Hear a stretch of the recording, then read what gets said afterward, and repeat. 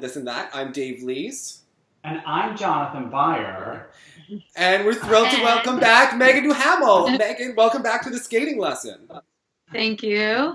I don't know if you remember, but you were on last year for the Grand Prix announcement. So I thought that we should have you on again, and a lot's been going on in your life.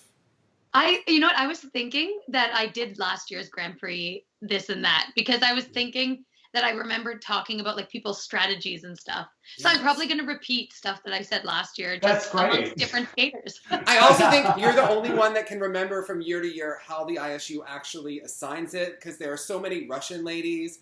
People are so confused how the matchups happen. So there are conspiracy theories, but let's go on in your life ahead of time. So you just moved to Toronto a week ago, was it, that you packed up your life in Montreal? Yeah, I guess like 2 weeks ago now. I still don't have my house yet until July 10th. I'm going to get my house when I'm in Spain for Eric's wedding. So my family and Bruno will move everything from storage into the house. And right now we're just staying at an Airbnb rental in Mississauga outside of Toronto. Okay. My friend lives near Mississauga. So it's like a little bit boring. We have like a basement apartment. So, I mean, I don't have much natural light. But things are so expensive to rent around here, and we needed something that let us bring 2 dogs. And so once you look for rentals and you filter in that you have 2 animals, not just 1, it was really hard to find somewhere to rent. Are you near 1,000 Lakes or 10,000 Lakes? Is that up in that neck of the woods? Someone says there's cabins. Not around.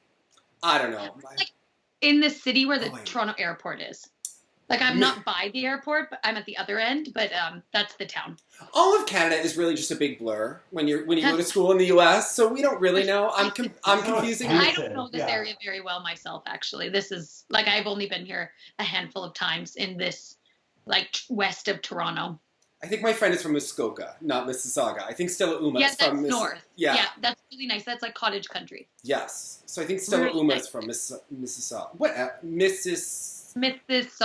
Like Mississippi. But I'm not going to live in Mississauga. It's just where we have our rental. So how far from Toronto is this new pair place? Where? Like, without traffic, 30 minutes. Oh. Like 20 to 30 minutes without traffic. Okay. How far from the cricket club without traffic? Maybe 40, 45.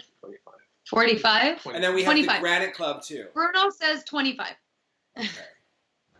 So how did you decide to move to Toronto? Because I've heard that Quebecois don't really like to leave Quebec. So, but your husband is... I'm not a Quebecois. Yeah. I'm from Ontario. Yes. Well, I don't know. Like, we were thinking of options on where we would relocate. We had a few options in mind. Not necessarily around Toronto at all. This was just one of the ideas that came to mind. But when we found out I was pregnant, it kind of changed our plan, and we had to readjust where we were thinking of locating ourselves. And I mean, at that point, anywhere in the USA became out of the question because it costs so much for healthcare to have a baby in America when I couldn't justify when I could have it for free here. And Oakville, Skate Oakville is the biggest skating club in Canada. It's not like an internationally renowned training center, like something like the cricket, but in terms of a skating club, they are the biggest skating club in Canada. They have over 2,500 skaters at the club. So and that's a lot of people that we can get to do pairs together. Yes. And that's synchro, learn to skate all the way through to their competitive program. They have a handful of skaters that competed at junior and senior at nationals, a couple of international skaters. And so they started a dance program here. And when we were thinking of ideas, Oakville just kind of popped in my head. And I threw it out there, and we contacted the place. And the skating director here was really, really great and helpful with helping us. So that's kind of how we made the decision. And it's close to my family.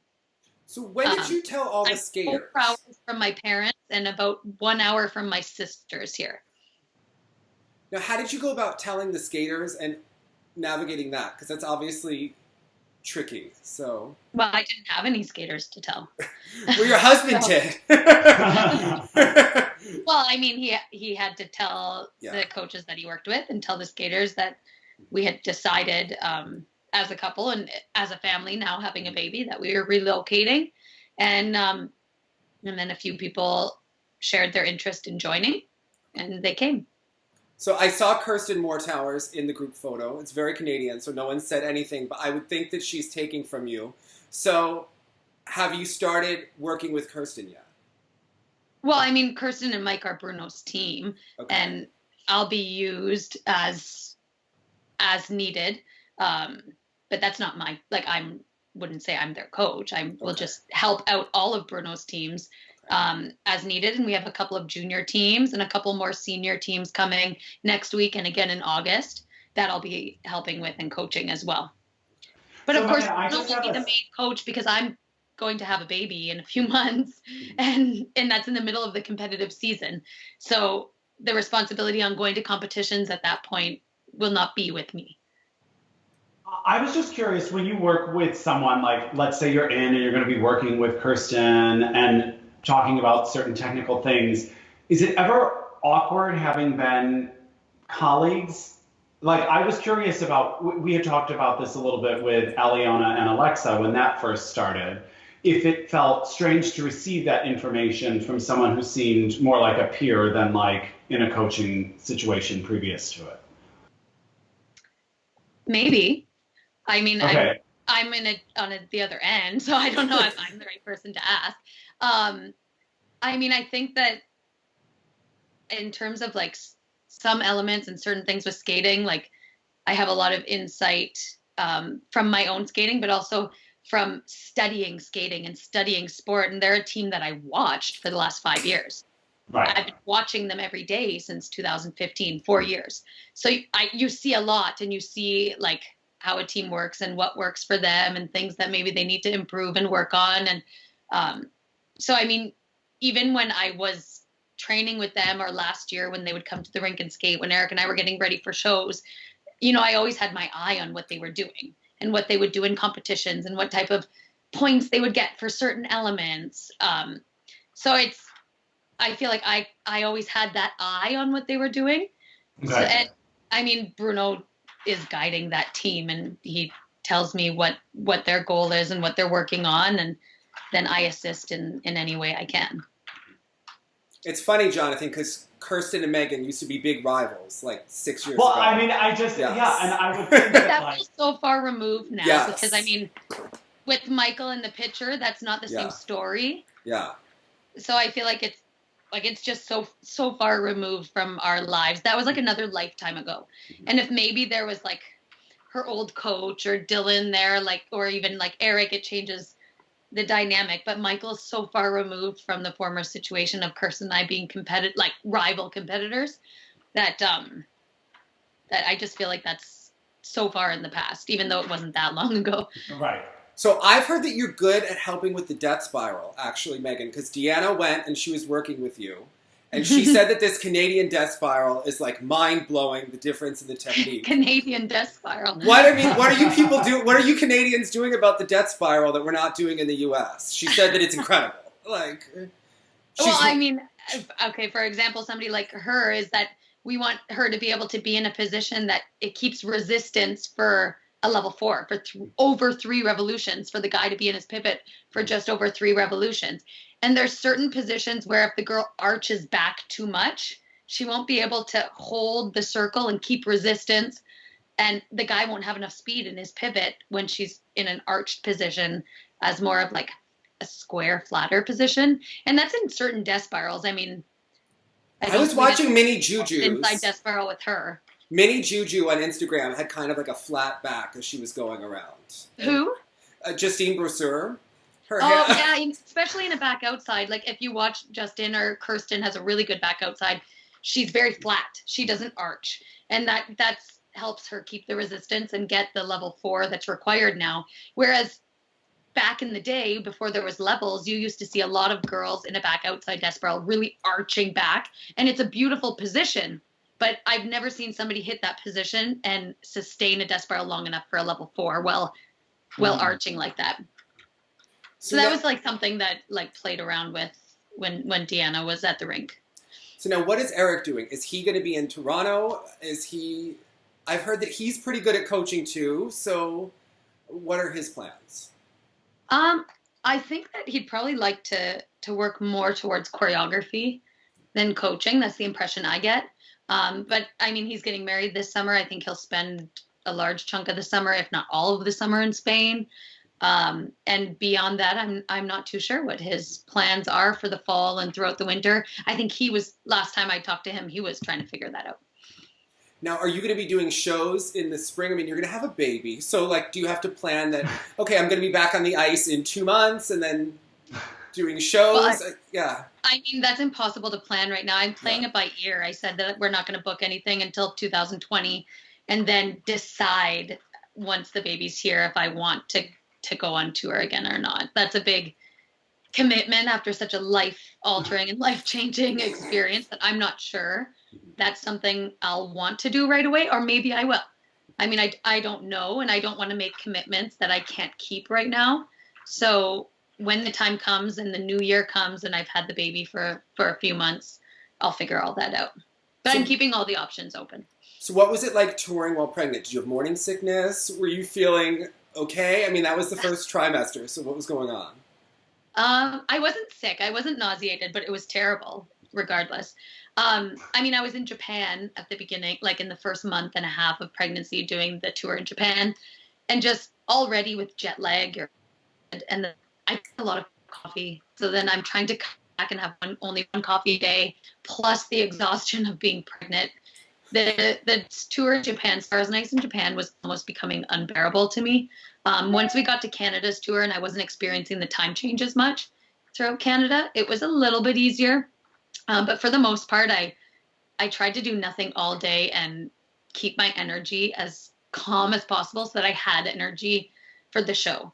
And I was gaining weight, like every week I'd gain weight. So I was like recalibrating my body and finding my balance every week on tour, which was making it really hard as well. And by the time we got to Vancouver at the end of the tour that day, I said I couldn't do a show another day like this. I could not go another day if there was another show, because I was getting bigger. I was off balance. I was getting like dizzier. It was harder to, in a show you do 2 solos, but also 4 or 5 group numbers. And we weren't doing anything really difficult. Like, we took out all our difficult stuff, but it was still so exhausting and just hard to keep adjusting to my changing body. So now, last year you said that you didn't miss competing at all, but do you still get excited when the Grand Prix assignments come out? Like, does it still interest you, excite you? Like, what is your...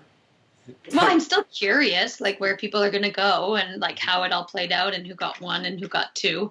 And then there's a lot of people I don't really know very well that appear on the Grand Prix list because maybe they weren't at the top of junior, but they've done well enough or scored a minimum score high enough to get selected somewhere. So there's new people. But I always find it exciting. But I always, like, even when I was a skater, I always tried to always remember that those lists... my dog just moved my computer. that those lists are going to change. I mean, so many people are going to withdraw. They're going to get injured. There's going to be so much. And the list will never stay come October what it is right now. Yeah. So that's interesting as well.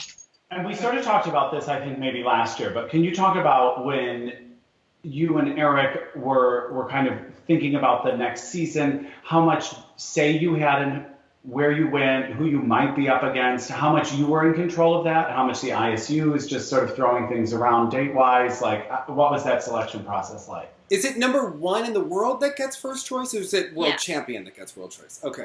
World champion, not number 1 in the world standings, the world champion. Okay. Because the top 6 are seeded. So what happens is if you're first, second, or third, you can't go against each other in the Grand Prix. And then if you're 4, 5, 6, you can't go against somebody else from that 4, 5, 6 block. So, for example, Shui and Han would have had first choice in the pairs event. Which Grand Prix do they want to go to? With Skate Canada, it was us telling Skate Canada, our high performance director, which events we wanted. So we can assume that Shui and Han told whoever is in charge of high performance in China, we want China and NHK. And then it's like, okay. And then they go to the second place at Worlds. Okay, what events do you guys want? These ones were already taken. Now, how do you pick the events? Like, not only this, do you want to go... So if you're Canadian champion, do you feel like it's a benefit to go to Skate Canada? Are you going to get... Because it doesn't seem like there's as much of a push as there was perhaps in the 6-0 days. You know, under like which of the But events? some people just have a place that they like to compete. Mhm. Like we always felt comfortable competing in Canada. Mhm. No, even though the city changed, there was something comfortable about an event that was organized by Skate Canada, run by Skate Canada. It had all familiar volunteers. It's not too far from home, even though Canada's really big. It's not that far from home. In the case for Shui and Han, they chose the events closest to them, which were China and Japan. So it involves the least travel. They're spaced out well, and they're later in the Grand Prix, so it gives them more time to prepare. So were but you some someone? people may choose not to do their home event because they feel like it's too much pressure. Did you guys? I can't remember. Did you ever go back to back? And did you prefer not to? Did you want some space, lots of space, no space? Because we see different strategies here, where some people are bookending, and some people often are going back to back. I never went back to back, and I think I would have felt really uncomfortable if that was the case, because for me, after a competition, as soon as we went back to training on like the Monday or Tuesday, we sucked. Like the adrenaline crash, you're trying to figure out like, okay, what's the next step for the next competition? It was always kind of a slow build back for us after competitions. So I was always terrified to get 2 events back to back because of the crash that we always experienced. Whether a competition was good or bad, we would experience this crash when we got back to training. Sometimes for 1 day, sometimes for 2. It wasn't long. But I always worried that if we got a back-to-back event, we'd be in that crash mode, but having to get ready for competition.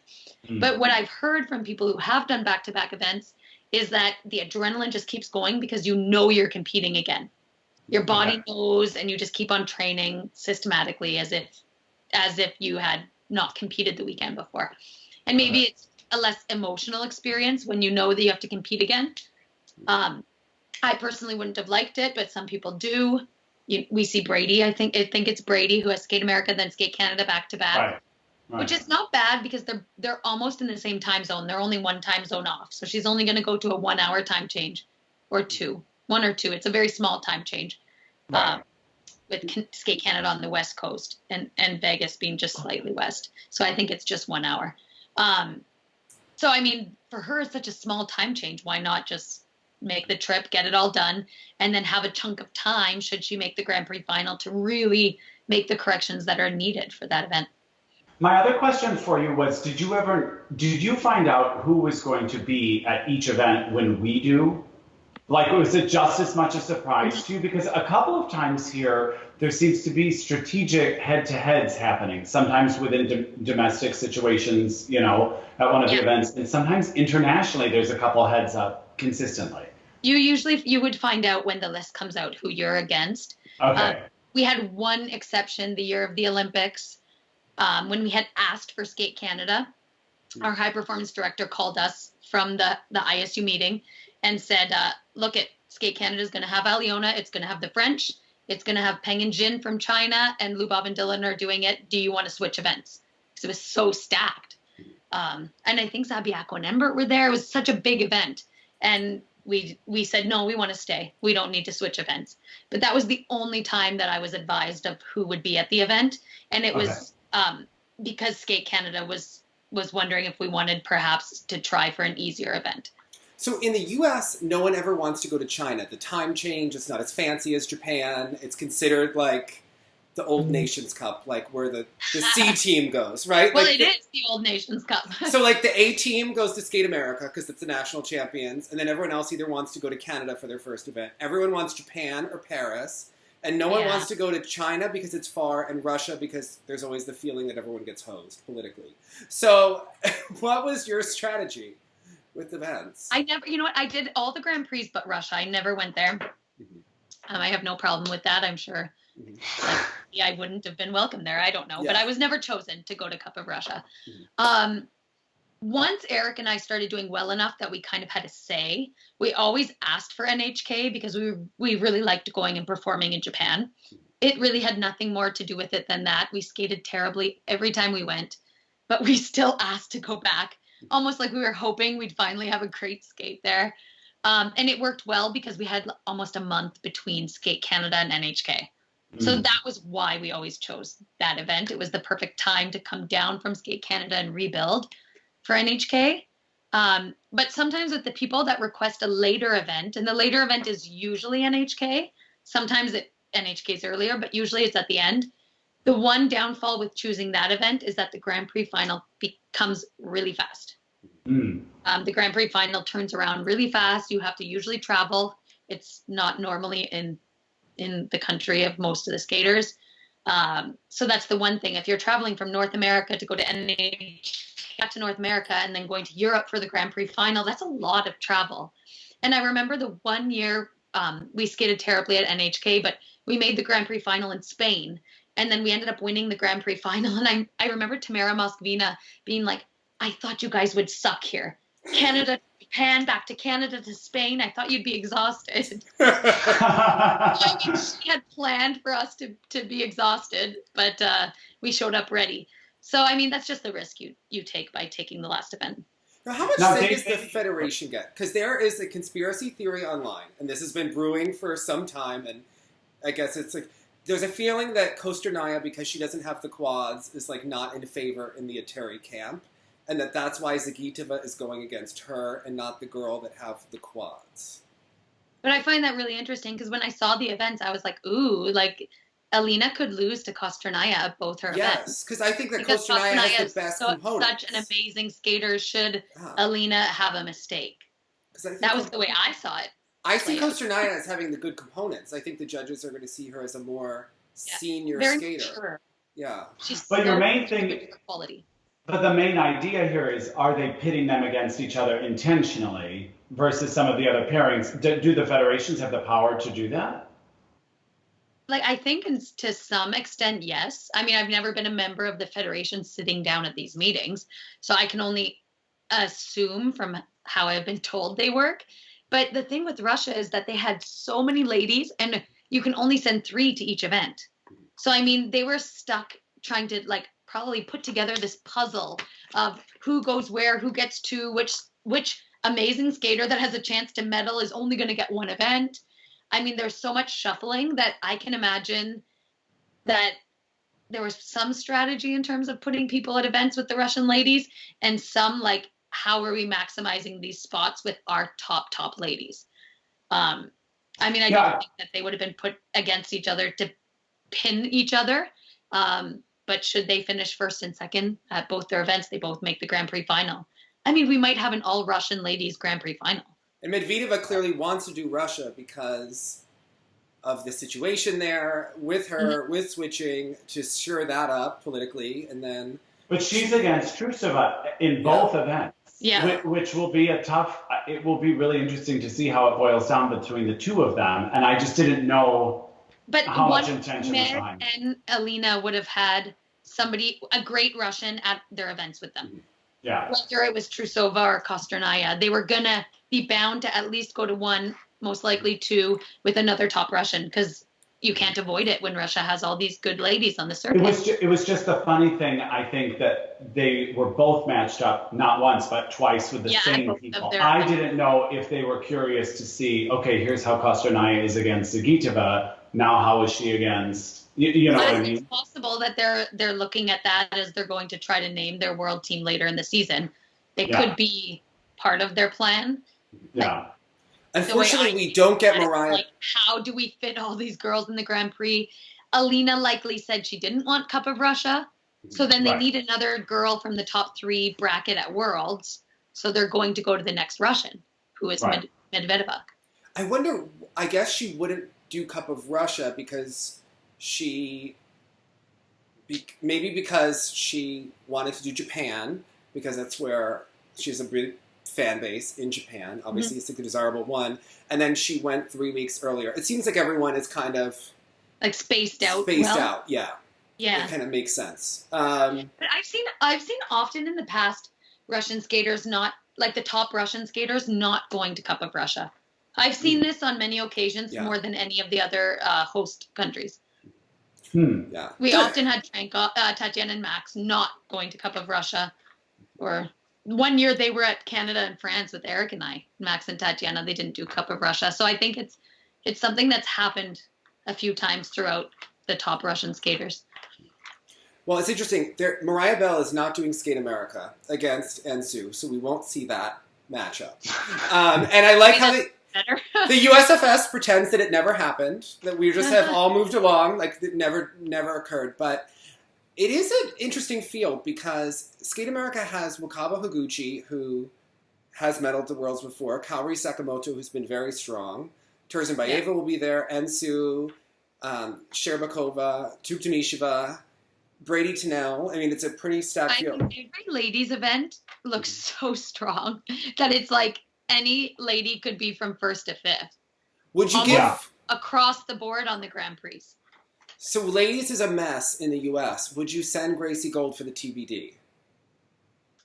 I mean, I like that the U.S. always leaves the spots open for the spots open for the TBDs. I just want to mention that because I think that that's a great thing because they get to monitor skaters throughout the summer, see what skaters are doing really well that may not have been at the top of their game at nationals last year when they saw them last. So I do think it's a really good idea, but I mean, I would assume that they'll only send Gracie should she show up somewhere in the summer or early fall and look in great shape. Yeah. Like performing well. Yeah, because Karen is also supposedly going to be at Skate America. So most likely, and we can talk about whether or not we think she'll appear. But or I'm they'll just have 2 open spots at Skate America. I believe there's a chance that there's going to be 2 open spots. And I actually was then left to think, well, who do you send? So who are you both interested in monitoring to see if they get that TBD spot? But you know what? Every year there's skaters that show up that maybe were in mid-pack of junior, didn't make nationals in senior, or they were at the lower end. Megan, I'm not sure on her last name, but the girl who got the spot last year, Westenberg. Yeah. I mean, I'd never even heard of her, and then all of a sudden she showed up so great in the summer and towards the end of the summer, and she's named to Skate America. So, I mean, I think that there's so many girls that they can watch, and they all compete so much in the summer. So they're going to be looking at who's landing the triple and who's getting a score above 120, 125, and going from there. Did you ever compete at Liberty or Wissahickon? No, never. So Gracie's rank has that. US competitions. Patrick Chan used to randomly go, and I never knew why. But he used to sometimes. Well, he trained in the U.S. for so long, right? So. Yeah, I don't remember if he was training in the U.S. then. Summer event close to him. Yeah, he used to do it. I played Atlantics once, and it was like so terrible. I just couldn't go back. So how about Skate Canada? It's I think it's going to be a pretty interesting field there. You've got Yelim Kim and Youngyu from Korea. So Korea has way more girls now on the Grand Prix. Korea is happening. And that's with one girl one of their top girls not competing. Yeah. So can I put a pause in this because I didn't realize China was taking their Grand Prix back. Yeah. And I think some of us wondered if Korea wasn't going to step forward with an option, but suddenly China just appeared again. Apparently everything is fine. Everything is fine. Turns out, just kidding. Finland last year. You're right. Right. Yeah. So Jonathan, it's the ISU. Have you learned nothing? It is shady. There is never any explanation, and the English is. Yeah, for it to have gone back though, that's what's so confusing. Because I know Korea had wanted it, but there wasn't enough time, so that's why I went to Finland. But I guess we're just back in China. And now they're in a new location in China, so I think maybe a new venue's been built, or they've renovated a venue in this. Okay. City that I can't pronounce the name. I've never heard of this city before. I like neither. it. Me neither. So maybe they want to test out some new venues. I know that they were redoing the venue in Beijing that they usually host events at for the Olympics. So they've been renovating that. I don't know if that has anything to do with them not hosting Cup of China last year, but I know that that rink was being renovated. Okay. Because all the skaters that trained there were sent somewhere else for the last year for their training. Tough. And then did Elaine Chartrand retire? Because she does not appear on this officially. I have no idea. But this makes that question seem a little bit more likely because as the Canadian champion, you'd think that she'd be named to Skate Canada. And then Gabby Daleman hasn't announced that she's switched coaches, but obviously she posts videos of herself training at a different rink every single day. That's not the cricket club. So we can figure that one out. So well, her coach has left the cricket, yes. has left or is leaving the cricket club. But Gabby works with Lori at another rink. Yeah. In Richmond Hill, and that's where Gabby's old coach also is. So I don't know. Yeah. So so do you have any favorites you hope get that TBD in Skate Canada then? Well, I mean, sentimental or otherwise? Canadian girl. I hope they send a Canadian girl. They need to give more girls the opportunity to get minimum scores, because that's the thing right now is that with the second spot at Worlds, we have so many girls that don't have the minimum score to go to Worlds. So I mean, I think that they need to look at that. And again, it might be somebody that we've seen. Veronique might get the spot. She's already at Skate America if she does well this summer. Or it could be one of the younger girls like Alison Schumacher, the girl that was at Junior Worlds last year, who is still junior eligible, but maybe they're going to want to give her the opportunity to get the senior minimum score. How good is Conrad Orzel's sister? Because when the cricket club is so prissy and hilarious to me that like there are only so many slots that you could be a member of the cricket club, and then like it's like you have to be a member. So like Conrad got into the cricket club, but his sister wasn't in the cricket club. Now they're doing side by side Lutzes in the cricket club. So she looked pretty good. Is she an option for this, or is she junior, or what is her? She's score? Junior, but she is pretty good. But she's still junior, and I think that like within the last year or two, she grew a lot, so she was adjusting. So maybe now she's getting more comfortable with her jumps. But she used to do all her triples like 2 years ago, and then last year she seemed to struggle a little bit at like Canadian qualifying events. But she's just a junior. She would be trying to get junior Grand Prix. And then who is the fake Polish girl who's really Russian, who sometimes is doing triples? And Brian coaches her now, and apparently she's pretty good in the cricket club. Oh my God, She's like a former... She was at like Canadian Nationals? No, she's a former Russian skater who represents Poland, but she trains in Canada. As all good skating stories. But she doesn't skate for Canada. She doesn't skate for Canada, but she trains in Canada. Like she wouldn't get the Skate Canada spot. No, but like she's like, Brian is her coach, as in like, you know, he was like kind of Gabby's secondary coach. Like he's officially her coach. So, yeah. Oh. I have no idea about that one. I guess I don't follow all the people on Instagram. Megan, you're really slipping in terms of your skating. You used to be able to tell how many jumps your competitors missed in a day. Yeah, but they're not my competitors, so I don't follow much. But going back to what you said about the cricket club is that it's worth noting that it's not just a skating club. Yeah. Like this is well, a cricket club, but it's a sport and curling, like a sporting club. So it's not only skaters that get accepted there. I mean, it's people from different families and different sports and all sorts of different walks of life. So I mean, it's not just like a training center for skaters. This is not what it was. The main facet of it was over all these years. And of course now it's become well known for their skaters and their training program, but that's just one of many parts of the cricket club.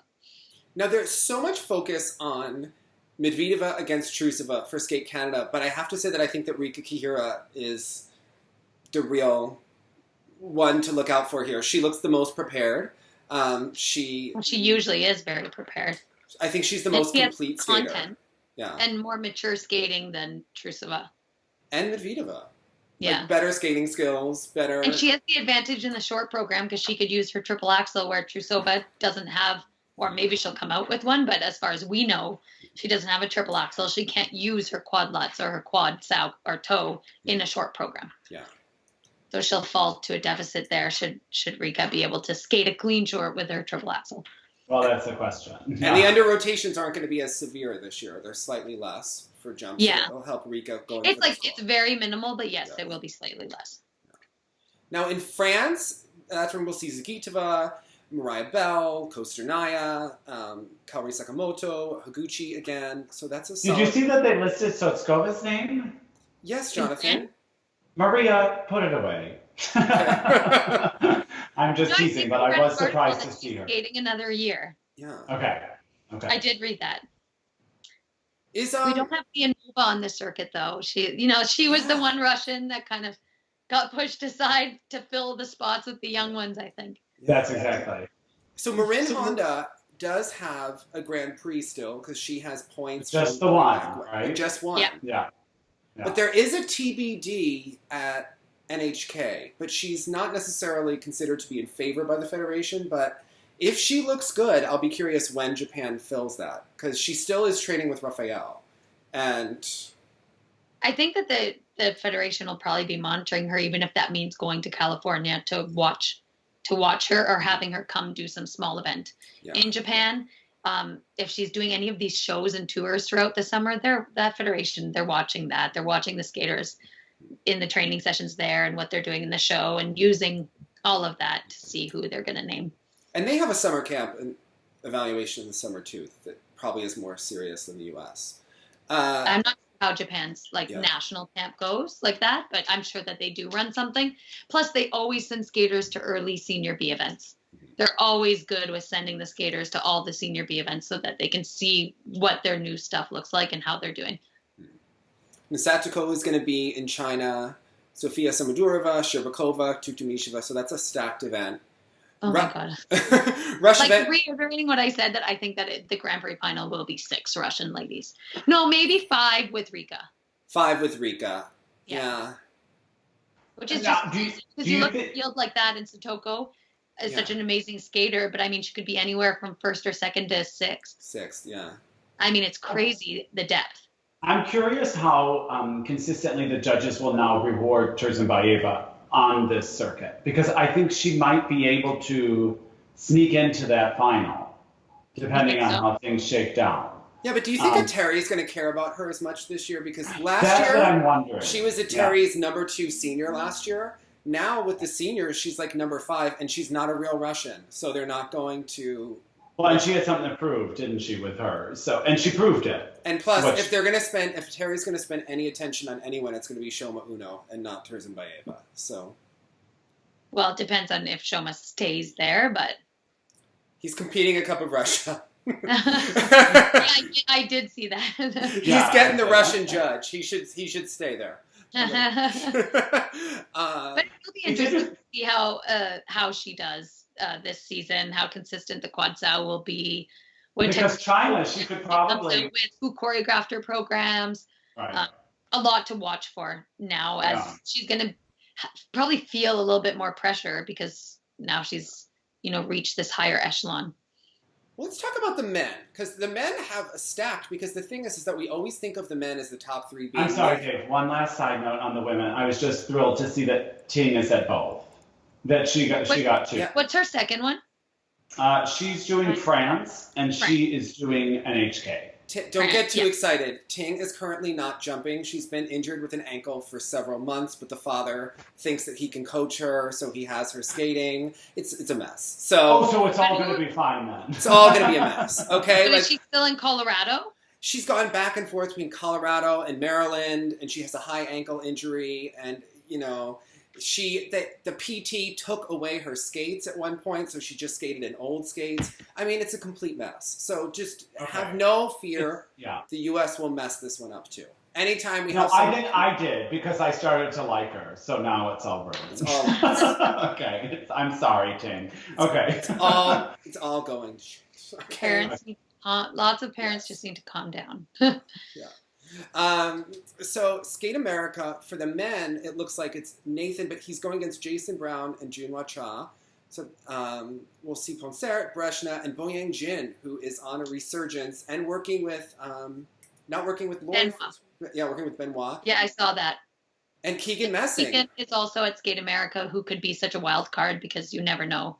And Jonathan's favorite, Dmitry Aliev, and Kazuki Tomono, who everyone loves. People think that's a lecherous thing. I actually just find his skating to be some of the most beautiful movement I've ever seen on the ice. Like, I am so excited to see it in person, but because, as you know, I like him, so he's had a lot of difficulties. So he is a really nice skater, though. Yeah, there's something really beautiful and open about it. So I hope it translates in person. Yeah. Are you going to Vegas? Yes, we're going. Nice. This is like the one year that Skate America is in a good location. Usually it's in terrible cities. Vegas would be fun. That would be I can see this year a lot of skaters, like, before the Grand Prix were announced, being like, I hope I'm going to Vegas. I hope I'm going to Skate America. It's a double up, and I think for fans, like, it's so much more enjoyable to go to a major airport and to double up the trip, so it's not just an expense to go to a strange small place just for Skate America. Not that it's just Skate America, but when you're going to be forking over a week of hotels and tickets and flights, you can get something else out of the experience. Yeah, exactly. That would be a more elegant way to say. They should have good crowds there. So Skate Canada looks like the easiest field for the men. It's basically Hanyu, Kolyada, and everyone else. I mean, now between Rizzo and Nan, yeah. For medal, Camden on his Grand Prix debut, Nicholas Nadeau, Brendan Carey. So that's. Any thoughts then for the field for skaters to kind of have the opportunity to win a bronze medal or a silver medal, depending on Kolyada and how he shows up. Yeah. Did you guys have any hopes for the TBD at Skate America for the man? No, I haven't thought about it. Because I saw like Chris Nozhan only has one assignment. So I mean, it could be somebody that's on the radar for that. Yeah, I wondered if they were just waiting to see because Nationals was not the greatest, so maybe they were. I mean, I think it would be between Chris Nozhan and probably. Oh my God, I'm blanking on his name. The other Russian who trains in Colorado, who's from Florida. Yes. Wait, hold on. Yes. That was junior last year. Yes, and he's always inconsistent. Yeah. Junior Grand Prix, like Grand Prix and Grand Prix final. Yeah. I don't remember his name either, but I know exactly who you're talking about. Yes. Okay. So we're all on the same blank page. He skated a Tango de Roxanne last year in all black, and it'll be between him and Chris Nozhan, and it'll probably go to. I don't know. It's a roll of the dice. No, it'll probably go to the one who trains in Colorado. Who stays healthy, who shows up the most prepared for early events. The Colorado skaters used to get more of a bump because Mitch Moyer goes and visits the rink in Colorado, so you can if you skate well when he visits you, it's always good for you. So yes, well, it's good to skate well when anybody from your federation visits you. Yeah. When you were skating and would do sort of monitored summer events, did you find they were ever really indicative of how you have been training or may continue that season? It seems like so early to kind of make that call for a lot of these people. Megan was always prepared. Don't you remember? That's what I mean. Well, I mean, you don't want to be like ready for the World Championships in August because then where do you go from there? Yeah. But you still want to show improvements from the season before. You still want to show if you've learned something new or done something new with your skating, whether it's a new skill or new choreography. Okay. And new mature look if you're moving up from junior to senior. I mean, there's so many things. And I don't think that federations, when naming these open spots, these TBDs, are looking for perfection in August. They're looking at who has shown steps towards improvement, who is progressing, and who's skating consistently at this time. Okay. And I think that the skaters that are kind of on that bubble where they want to be assigned to competitions, whether it's the senior B or the open spots on Grand Prix, they will start their training a little bit earlier than a team like Eric and I who weren't being monitored for events in August. Okay. Like when I skated singles and I was wanting to get that extra spot at Skate Canada or get Nebelhorn or something like that. I mean, I showed up and did 6 triples at Thornhill Summer Skate and at Minto Summer Skate in my long program. But by nationals, I was landing 1 or 2. So did it do me any good in the long Well, that's what I wonder if that happens sometimes. I guess the answer is yes. Okay. Yeah. Okay. Yeah, I remember the year that Jeremy won the Grand Prix final. I think he had started all the way in the summer, and it was like he got to Worlds and was so out of gas by the end of the year in 2009. Yeah, you have to be careful. You want to show up and do well early in the season, and you want to create something that you can but you want to create something that you can continue building throughout the season. So you want to set a solid foundation that you can let grow. You don't want to be at your max and have nowhere else to go. Andrew Torgashev. Yes. There you go. 50 people have already written it in the comments. I know. Okay. They're going to be like, I can't believe you didn't remember. Anyway. Poor Andrew. Poor Andrew. He's watching. So for France, I actually think Torgashev has way more potential than Chris Nozhan if he gets his consistency together. So Chris Nozhan doesn't have the skating skills. It doesn't. But I think Andrew's consistently having injury problems. Yes. So, I mean, he's got to take a handle on that, or his support team has to take a handle on that. Yeah. And if they don't, his growth will be severely cut. And his triple axel quad situation is always up in the air. Like one is working, the other one's not. So, Okay, so France, we're going to see Nathan Chen against Shoma Uno, and we also see Tomoki, who seems primed to be the 3rd U.S. man for the World Championships against Nathan. So. Which then makes me jump to NHK because, you seem pretty confident now. At one point, I didn't know if they were going to go Jason Tomoki this season, and they are against one another at NHK.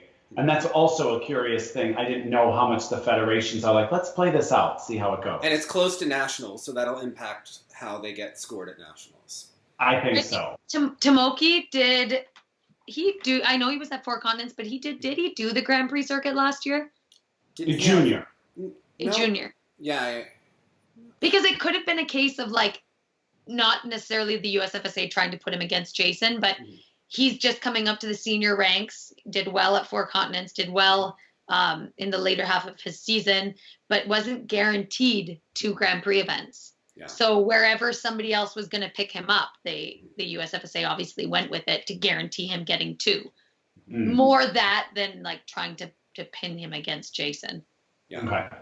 But I think it is a funner theory for like skating fans to think that like these rivalries are put against each other. No. Like, but wouldn't it be great? It's a strategy to try to get as many people in the final. But I think for Jason picks Japan, and don't the federations have a say too? Because Jason is such a fan favorite in Japan. But I don't know if Jason he didn't do well enough at Worlds to have that much of a say. Yeah, but they could have said like we would prefer Japan, but he didn't have. Or his team or USFSA didn't have that much power. Oh, no, I meant, does Japan say we would prefer Jason? But maybe, yes. Yeah. Because Jason draws a good energy and a good crowd. Yeah. That could be it. Yeah. That's the Japan Federation saying, like, we want this type of skater at our event. Yeah. Yeah. They always tend to pick, like, the Adam or the Jason or the nice American boy. Yeah. They really like them. Yeah. Yeah. And they have Hanyu, Sota Yamamoto is skating again, Kevin Amos. Conrad Orzel will be there, so... and maybe Daisuke filling that 3rd spot, because I saw something that he was going to try to get the minimum scores to compete internationally this year. I hope he does. He looked good last year. I wanted him to go to Worlds. Yeah, and he doesn't need a minimum score to be the host pick at NHK, so, that would be a great opportunity. So he might be the TBD for that event. Yeah, and it's going to be interesting with Shoma not being in the top 3. He has to face the other men. It's going to be Shoma against Vincent in Russia. I think Shoma has the advantage there. But Vincent's working with Mie Hamada, who is no slouch either, and he seems to be spending a lot of time. Is he in Japan this summer working with him? Yeah, for 2 months. Oh, that's a good way to put that, Dave. No slouch, because it's Vincent. Okay, never mind. Well, that's interesting that he's actually gone there for a long period of time. Yeah, his video they forced all the U.S. skaters to do those videos saying how excited they were for the Grand Prix assignments, and he did it from Japan. So. Oh, interesting. Yeah. And she comes to Colorado a lot, so it's been like an evolving. To see Tom Dixon in Colorado a lot. Yeah. Yeah. Okay. Well, that's interesting. That's fun. So let's discuss the pair event, because this is interesting. We have Ekaterina Alexandrovskaya and Windsor. We've got Camille and Drew, Peng and Jin, Pavlyuchenko and Koirikin, Zabiako and Enbert, Kane and Leduc, Denny and Fraser, and a TBD. I'm thinking the TBD will be TJ Nineham, but I'm not sure. Or it could be Nika and Danny. Are they aged out of junior now? I don't know. TJ and Sarah? I think it's close, but I bet, don't you have until 21 for the man? So he may have another year. But she might be too old. Yeah. So. That's one of the weaker Grand Prix for the pairs, Skate America. Yes. Yeah. And I think it probably, Kane and Leduc could pull off this medal. Yeah. There. Absolutely. It seems possible. It seems there's Zabiako and Enbert and Peng and Jin kind of to battle for first, and the 3rd place, I can't pronounce their name, but that Russian team that does the triple flip. Mm-hmm. You could say Darius and Dennis. Yeah. Okay. Daria and Dennis. They were good last year on the Grand Prix. Mm-hmm. They did well, so we'll see how they've improved. We didn't see them at Worlds, so we'll see what they've been working on. But I think it's a good opportunity for these other teams, and to see how Denny and Fraser are going to look. They have the potential to also be around fighting for the bronze medal. They tend to do okay on the Grand Prix, even if they don't do the jumps. Their lifts give them enough points. Yeah. For Skate Canada, the lifts, twister, and the throws are worth a lot more points than the jumps. So when they're able to maximize +4s and 5s on those elements, it's not landing those jumps isn't that detrimental to them. Mm. Now for Skate Canada, this is an interesting field because we've got Boykova and Kozlovsky. We've got Tarasov and Morozov with Marina Zueva. going there because they've been in training. And in a Florida. Charlie White program. Yes. So could they finally have great programs this year? If I it's think Charlie's got good style. So does Marina. Do you know what I mean? She wouldn't let that stuff happen under her no, law. they wouldn't get in with Marina. Yeah. Marina might just go boring and standard, but I think it'll be a But good it doesn't matter. It would still probably work better for them. Yeah. I think so too. And then KMT and Michael against Luba and Dylan. Their debut, and they got 2 assignments. No, Luba and Charlie. Luba and Charlie. So sorry. Oh, God. But yes, as a new couple, they get the 2 spot. How does that work? They split their points before, but they both have points. They both have a lot of points. Yeah, if you were like formally at a certain like stage, I don't know if it's top 10, top 8, whatever it is in the world, and you get a new partner, you're able to get 2 Grand Prix assignments. That's like that split couple rule. I don't know. When I started skating with Eric, it didn't exist, so I never got to benefit from it. But have we seen Tang? It's like if you were with somebody else and you did well, and you get a new partner, you can be like godfathered into 2 Grand Prix events. That's not so clear to me. Like I don't know what the like requirements exactly are.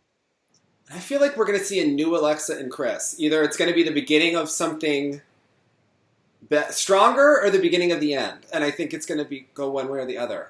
So I'm excited to see that because they've been in California for a while now. And they've in that new training center where they've been working. And I think he had surgery on his wrist, elbow or something.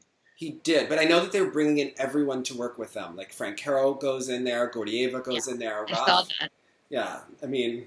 And that's where the USFS is going to have like their second office. So yeah, I'll be curious to see how that works. Well, we'll see before the Grand Prix how they're doing. Yeah, I'm sure they're planning to compete this summer, if not at Skate Detroit, at one of those competitions around the U.S. and then probably at Salt Lake City and stuff like that. So we'll get a better idea of the way things are going for them.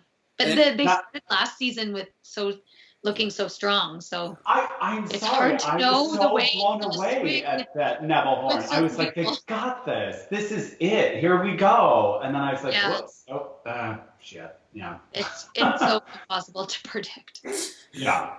And then, what about the TBD for Skate Canada? Do you have? I mean, come on, you got to have some thoughts on that. Well, I mean, Evelyn and Trent only have one event, okay. So I mean, you would think Skate Canada left it open just in case they didn't get picked up by a second country, so that now that they didn't, they could be shifted over. Or there could be some one of the teams that was 4th or 5th at nationals could have a really good summer event, and they can hope that Trent and Evelyn are going to get another spot once people withdraw, because they'll be at the top of the list to be selected once there starts to be withdrawals. Okay. So I think they'll wait to see some summer competitions, and if nobody is looking that great, they'll just name Trent and Evelyn. Okay. And then we have we seen Tong and Yang before, Megan? The Chinese team? No, they're new. Okay. Well, I've never even seen them or heard their name, so I think that they're a new team. Okay. Now, the Austrians seem to be with John Zimmerman, like not officially, but they were somewhere with him. No, I think that they just went for a training camp there. I did hear like Aliona did kind of that 3 time? weeks or 2 or 3 weeks or something. Okay. Yeah. And Vanessa That's and the problem sometimes in Europe, is that they lose their ice for certain amounts of time in the summer. So a lot of European skaters start looking for ice elsewhere. And so Vanessa and Morgan will be there, and she's gonna be on Battle of the Blades, which is gonna be interesting.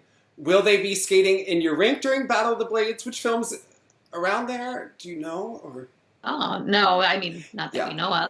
Okay. They'd be welcome to, but not that we know of. I mean, I think it's great. I love Battle of the Blades. I wanted to do it. So I think it's great that she's doing it. But I mean, the only way that they can compete at the beginning of November is if she's kicked off early. Mm-hmm. Because Battle of the Blades starts at the beginning of October and it goes until the end of November. So if she's going to compete at the beginning of November, she has to be eliminated in the early round. That's when it airs, or that's when it films? No, it's live. Yeah. It's airing as it's going on. So it's like an American Idol, but for skating. Yeah. We'll be covering it, Jonathan. More homework for you. Okay. It's like let's just say it's like a Sunday, Monday. Like Sunday they skate, Monday it's the results. Like something like that. Yeah. Oh, wow. I didn't realize that, there's not even that week delay or something like that. Okay. No. That's a lot from a producing standpoint. Yeah. What a nightmare. Okay. Yeah, and everybody has to come and live in Toronto to do it for the time being. But the way I see it is that she'll only be able to compete if she's eliminated early. So I don't know if that's something that's... Would you rather do the Grand Prix? Or she's just going to play it by ear, and if she's still on battle, she won't do the Grand Prix. You think it's a kind of like a mental break after they put so much into winning Worlds last year, and then it didn't happen, so it gives them kind of a recharge, rest, new experience? Maybe. Yeah, they've probably trained really intensely for the last few years, I can only imagine. And especially after the Olympics, when so many opportunities are available to you as a new quadrennial starts, that they probably decided to try something new, get a refreshed energy, get a chance to make some money maybe. I don't know. Yeah. And they're so marketable, so maybe this will help push that a little more forward, Yeah. There seems to be an intangible crossover quality that they have. Yeah. And he's going to be coaching her, the article said, because there is going to be at least one female skater on Battle of the Blades, but it looks like Eric and Dylan will both either be coaches or somehow involved with Battle of the Blades, whether they're a competitor or... Yeah, they were looking for a lot of former skaters to be part of it. Yeah. So that'll be interesting. Usually, if Vanessa was doing it, it's natural that they would use somebody like Morgan to be their coach. Mm-hmm. Yeah. Yeah. So we also have Mishina Galyamov, Pavlyuchenko, Koydikin, Zabiako and Enberg, Kanan Leduc. Daria and Dennis. That's how we're going to do it. Easier. D&D. Now, Cup of China. We're supposed to see Sui and Han on the Grand Prix this year. They go for the first time in a while. Yeah. They tend to do the Grand Prix one year, and then the next year they're injured and they don't do it. Then they do it. Then they don't do it. Yeah. They did it in 2015. Then they didn't do it in 2016. Then they did it in 2017. They didn't do it in 2018. So the odds are they'll do it in 2019. What do you think their strategy is going to be going ahead towards the Olympics? Because if they don't up the value of the quads, do they have to learn a more difficult triple? Are they so far ahead on GOE? What would your take be? I mean, it depends on what everybody else is doing. Mm-hmm. They still, let's not get carried away with their side-by-side triple sow. They've still correct, yeah, once or twice where it's been getting clean rotation. Mm-hmm. So I think that they're still going to be eyeing that. They landed it once in the last 2 years. Yeah, I don't think that they're taking that for granted. If I was knowing them and knowing their coaching staff, they're putting everything into getting that triple sow to be more reliable, a more reliable element, so that there's really no risk in their long program. Mm-hmm. I don't think that they're going to up any sort of technical ante with their side-by-side jumps. It's just not feasible. And maybe they'll introduce the quad twist back. They didn't do the quad twist at Worlds last year. Maybe that's something that they're going to bring back that they did for so many years. Or maybe they're just going to rely on the strength of really great programs and skating clean and staying healthy. Mm-hmm. Right. Yeah. Which, it's going to depend on what happens if a Russian team comes up and they've got really great quality, great programs, and then an element spectacular elements that are worth more points than what Shui and Han are doing. They might need to rethink their strategy. But for this season, I don't think that they will. I think they'll aim on just skating cleaner and staying healthy.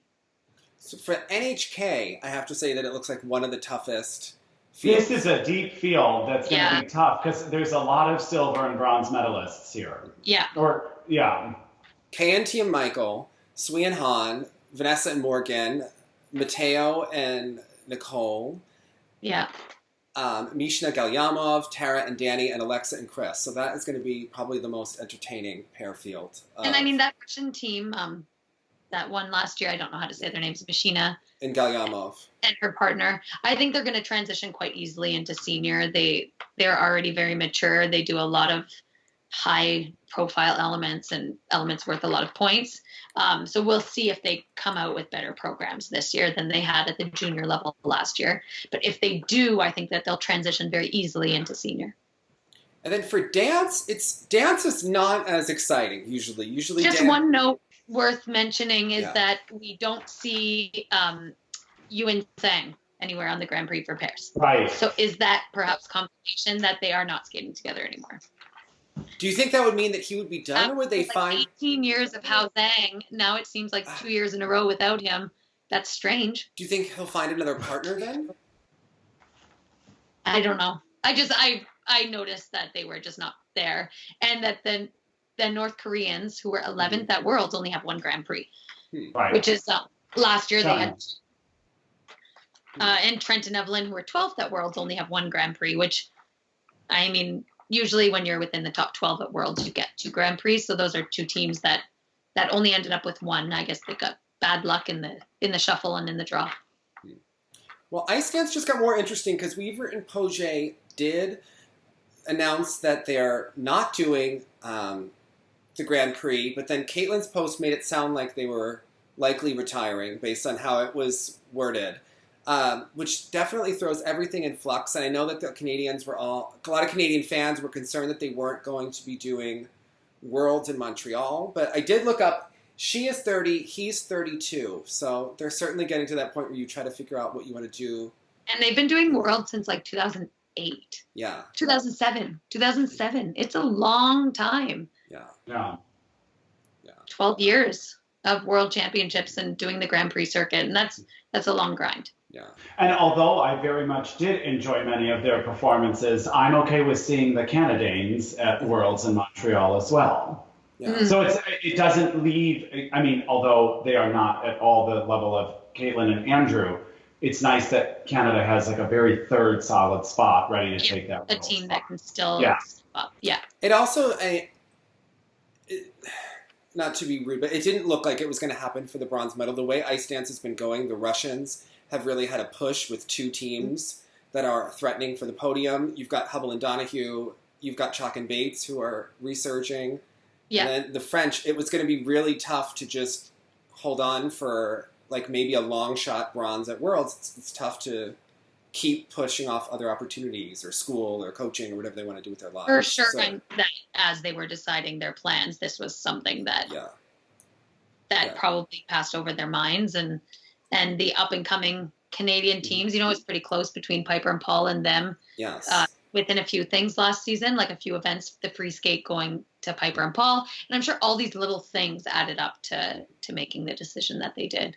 Yeah. But it doesn't take away from the world medals that they did win. They have 3 of them. Of course, yeah. It just looks like political. I guess the way that ice dance tends to move in waves and and the Russians definitely. It's interesting because the first Hubbell and Donohue have Skate America where they say that they want to debut, and usually in dance it is definitely a benefit to have your home Grand Prix, or should be. But they're against Stepanova and Buchan, which is going to be a tough outing. I mean, they have to definitely be on. You can't miss a twizzle. It'll all... No. Yeah. And they had to take one of those teams from that rank, so they get against another really high-level team. Yeah. This will be interesting also It'll come down to who gets the levels and who has the better program and whatnot. Well, I'm intrigued because the Canadian team against Tiffany and Jonathan will kind of be an interesting matchup. Tiffany and Jonathan had it took me a while to kind of get it last season. When I separated maybe their performance of their programs and the actual programs, the programs were pretty magnificent that they were given and were oddly difficult. And it just seemed like it was beyond most people's technical capabilities. But they're an intriguing team. So I'll be interested to see who kind of rounds out that. They'll always be in the mix. Like they're such a strong team, very creative, Russian. They'll always be in the mix for medals and for results and for perhaps qualifying for a Grand Prix final spot again. Yeah. And we've got Christina Carrera, Anthony Ponomarenko, and then Olivia Smart and Adrian Diaz. And it's kind of their moment to either kind of get in or get out. Like they have struggled to get to the Worlds. So hard with a country, like representing a country when you only have one spot at Worlds, but you have 2 strong teams. Yeah. Equalish teams. So difficult mentally also they're devastated not to be at Worlds, but then they have to watch and hope that the other team that's there is going to qualify a second spot. But the ice dance field is just insanely deep that once you have 3 Americans and 3 Russians and 3 Canadians, is there room for somebody else And in Italian, there's no room for anybody else in the top 10 right now. Right. But after this year, the Canadians are not. It'll be hard for Canada to get 3 spots with Piper and Paul. But the Danish Canadians are going to improve so much. They're going to have a new program. Yeah. The free And dance I think they're going to. last year was like 3 years old. So they're going to come up with fresh material. It's just going to be tight. It's line they're going to make. Yeah. I feel like they've already kind of passed Hawaii and Baker. That was clear from sort of the vibe that was happening internationally. I think they're going to move ahead pretty quickly now. Yeah. I do too. It's going to be like, is Canada going to be 5-8, 6-9? I mean, they were 10th at Worlds, the Canadian Danish. Now you have Caitlin and Andrew gone. I think that they will pass Howick and Baker. Mm-hmm. I mean, Howick and Baker had a great beginning of the season last year, making the Grand Prix final, which definitely helped them at the World Championships. But I think that the Danish Canadians are going to make a big, or the Canadians are going to make a big. Exactly. And probably challenge Piper and Paul for the top Canadian spot. But I think Marjorie and Zach, it's going to be their year against their training mates because they're against KMT's brother-in-law, Shane Fierce. Yeah. And that's fun to see, like, that Canada has another spot open in ice dance. Yeah. And then it gives motivation to some of the other teams to keep continuing and to keep working for an opportunity to skate at a home Worlds. Whereas if Caitlin and Andrew were there, it was like set the 3 teams that are going to go. And then Caroline Green and Michael Parsons teamed up. They didn't announce it until they showed up on the Grand Prix list. That's kind of fun. Yeah, no one knew they were skating together. That's going to be interesting to see what happens. And now Hubbell and Donohue are going back to back, which is exactly what they did last year. They do that often, yeah. But then didn't necessarily completely take advantage of the time they had. Yeah. To rework. I don't know if their strategy was let's see how it goes and then revamp. They talked about skipping senior Bs, because I would guess that Hubbell and Donohue don't need any more ISU points because the French have missed the final last year and they missed one of their Grand Prix events. So Hubbell and Donohue probably have enough ISU points that they can... But I think doing the senior Bs is so important for ice dancers because they want to get feedback on their levels. Mm-hmm. They want to get feedback on their program. Like, feedback is important for everybody, but I feel like it's even more important for ice dancers. And to start creating momentum. Yeah. So, I mean, I never suggest somebody not to compete. Competing more is better, especially early in the season. You never want to just show up at Skate America as your first event because then you're kind of like going in blind with levels and feedback of your program, experience, and stuff like that. You only get better with every competition, whether it's a lower level competition or a higher level competition. Yeah, I think so. That would be a very strange decision. Maybe they just won't do the Salt Lake event. You know, it seemed like it was they'll just do 1 instead of 2 or something like that. Yeah. Yeah, I think ice dance is going to be interesting this year because how the Russians seemed too close to the French at Worlds last year, so that's definitely going to be something to watch. And talking dates programs they're going to come out with the Russians and also the French. I mean, I'd really like them to come out with like some like crazy free dance that's so different from anything that they've ever done. Mm-hmm. So we'll see if they take that route. Yeah. Oh, you're such a Canadian. Still on about their same routines. No. I love them. I'm teasing. I'm totally teasing. But it would be interesting to see them. Like, this is the year to do it, you know? Like, to just go all out, explore, see what else is possible, and then go back to your safety net. Yeah. Well, what else is... I mean, I don't think anybody else in the world any ice dancers in the world are as good as them or at their level right now. So to me, I think that they remain in their own league. Mm-hmm. But we'll see how all the other dancers evolve. Yeah. So now, do you expect to skate again? Do you miss skating now that you're off the ice, Megan? What is kind of your status? Well, I'm never going to do the Grand Prix again. I don't know. I mean, skating myself is so far from my mind right now. Mm-hmm. I'm sure that I'm going to do, if I don't do big tours, I'm going to do some shows, like small shows, one-off shows, after I've had the baby for sure. Like, I'm certain that I'll still have some shows. I don't see myself doing a long tour like that Thank You Canada tour ever again when I have a baby. That's not the type of lifestyle I would introduce to a baby and a child. But smaller things and shorter tours are definitely possible, but I mean, right now I don't miss it at all. Yeah. I'm comfortable not. I skated. We were pretty much on tour and doing performances since the Olympics all the way until Stars on Ice this year. We didn't really stop. And you did seminars. When you Lots worked. of seminars, lots of small shows. Like we did we did Stars on Ice China last September. Then we went straight to the Thank You Canada. Then we did 3 shows in December. We were in Dallas, New York, and Italy in December. And then in February, we did club shows in February and March. And then we did Stars on Ice Japan and Stars on Ice Canada. It's kind of been like one thing after another, after another, after another, while trying to kind of do seminars and start coaching a little bit. So, I mean, I feel like my body and my mind are good with a little bit of a break from performing right now. One would think. I feel like it was due. I'm due for a nice, healthy break from that, which now my body has forced me to do. Well, we're going to still expect you to watch the Grand Prix, Megan. We're going to want all your opinions. Oh, I will. Okay. I will. Okay. And once I have the baby, I'll just be up all night with my baby watching all the events in China and Russia and Japan. Amazing. Yeah, exactly. You can Will- do it together. Will your future daughter hopefully compete against Aliona's daughter? And maybe we could have some sort of virtual baby shower for the two of you. You're on the same schedule. It's like... A virtual baby shower. Maybe they will compete against each other one day, along with Bruno's kid and Robin's kid. Yes. Robin Zolkovi's having a second baby as well. He has one, maybe 2 or 3 year old. She's a partner already, anyway. Who? Chia. Yeah, one of the guys that coaches in Oakville, he has a 1-year-old son. Oh. And he was a former pair skater. So he said, oh, my boy's going to be a pair skater. So when we found out I was having a girl, he said, perfect, they can be a team. Have you met Sasha Plushenko, or are you tracking his progress on Instagram? Well, I met him, yes. Okay. And yeah.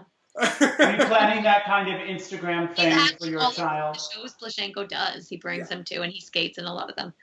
I know now all the skaters send him video messages when he can't be there. I'm fascinated by Well, I never did that. Yeah.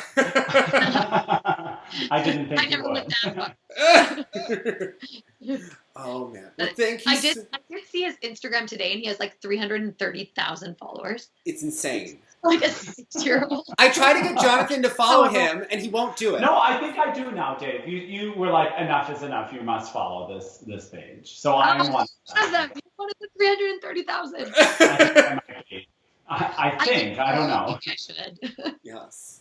Oh, my goodness. No, he always goes to the shows these days with his dad. But see, Plushenko has another son that's older, and he never got into skating. He's never included in all these photos and videos, and I kind of feel bad for him. Yeah. What's happening with that son? Does anyone know? What does he do? I don't know. Maybe he's the one who's actually the happiest. And Yugudin is Let's go opening. with that. You know what? He doesn't need any of the validation. Yeah. He's probably very peacefully away from the spotlight, away from the drama, Yugudin and away from skating. Yugudin is supposed to open his own academy, but it's going to be in Belarus, I think, I read. Oh, that's interesting. Yeah. Maybe they're going to be like Angels of Yugudin. Alexei's Angels. We could see. Maybe. Yeah. In Minsk. Oh, no. They host a lot of events in Minsk. You're going to need a better name for Skate Oakville. For the pair. Oh, wait, no, you have a name for the... We'll just Skate Oakville pairs. Do you have a better idea? I thought it was Elite Skating something. It was coming. I thought I read a picture. No. Oh, I'm getting confused. I mean, it's not really like there is no name. Skate Oakville's the skating club that like we're part of now. All right. And we have like our own like program within the club. Like Bruno's the pairs director. So he's kind of running the pair. He is running the pairs program. That's just coinciding with Skate Oakville. And I heard that Alyssa might do spins in Toronto this year. She told me. So. Yeah, I know. Yes. She was talking to Bruno, I think, at a Stars on Ice show. Yeah. And he said if she's in town, maybe she could come work on spins. I invited Caitlin Weaver to come in August if she didn't have. She's looking for, what she's going to do this summer. New opportunities, yeah. Work with our pair skaters in August. We're welcoming anybody who wants to come and help. We have 4 teams right now, a 5th that's coming on Monday, and a 6th team that's joining in August. These are full-time, and then we have a couple of part-time teams coming a couple days a week or a couple weeks every month and stuff like that. Right, I'm ready. Well, that rink must be out of its mind that you just decided to plop in and change the destiny of that rink forever, right? All right, well, we just wanted to do our post-mortem, and we realized that we were recording with Megan Duhamel. We told her, it looks like your background is blurry, and she said, really? Well, we figured out that there's a new option on Skype that we didn't know, and we wouldn't have known this if Megan Duhamel wasn't here. So we kind of... The blur my background feature, yeah. I don't know, but Jonathan, I just wanted to touch base with you. There's not too much else skating news, but... I know. Okay, first of all, just another thing. When we have 3 people on Skype, the internet connection always just gets a little funny. It's always funny in Canada, even though Canadians get very sensitive and say it's not true. Wait, that's right, Dave. Actually, because it was happening with Sandra in Toronto one time, and it's happened when I've been in Vancouver, actually, and done it. But when Megan was in Korea, no problem. Yeah, isn't it's that something interesting? with Canada. It's something with the connect. But so if we're having a total moment of honesty, TSL fans, often her internet was breaking up, so it was very difficult for me to know what she was saying. So I just kind of waited sometimes, but I'm sure it was brilliant. It was brilliant. But she is brilliant. I love her. Oh, did you see today that Star Andrews is going to be doing Dance of the Seven Veils? An unusual choice. And remember, that's the second piece of music that Michelle used in her Salome program. Right. Well, I mean, it's so obvious what it's attempting to mimic, and it's just a bit... You know, we comparison. We expect more from Derek, but should we? I don't know. We think he'll be... I think we can't anymore, maybe. I don't know. We'll have to wait and see. It's tough because if she showed up really well, there's no reason she wouldn't get the Skate America announcement. I think they tried to support her. She just needs the right material. It was like Megan was saying, like, if you come back and show a big step forward, they'll give you the benefit of the doubt usually. But I don't know that this is going to be a step forward or a swing and a miss. We'll see. So it's so funny because I've been getting so many messages about, are we going to Worlds and are we going to Vegas? And I know I'm going to Vegas, and I think I'll probably do Worlds. I'm so mentally not there yet, Jonathan. Like, I am, like, I have to do my yoga retreat. And then, like, after the yoga retreat, I can, like, think about Vegas. Like, really hasn't hit me. I've known that I'm going for a while because we're going with our friends, but... like, mentally, I'm just, like, not... The only reason it kind of came up for me again, because, you know me, I'm just living one day at a time, but it was the announcement. It was knowing potentially who we will see there that suddenly put my mind to it. Yes. And but the same thing, I was like, oh, so it seems a bit soon still. I want to enjoy my summer first and not be, like, running towards that. Like, I try to take every day one day at a time, as you said. So I try to be present. Exactly. Yeah. Like, I'm just still trying to get in shape for my yoga retreat. Like, we are really doing this one day at a time, Jonathan. So. I'm just trying to put the damn piece of bread down, but, you know, it's a real struggle, Dave. But here's the thing. I know a lot of skating fans will often write, oh, I'm missing skating, I'm missing this. And I definitely miss it too. But it's interesting. This kind of July, August time is always tricky for me. When footage starts to emerge of programs and concepts and the directions things are going. I find sometimes that's when I can be the most negative because I'm most disappointed because I find out the gate they're doing it wrong. Like, I feel okay. Like, I feel curious about things. Like, I'm like, oh, that's an interesting music choice.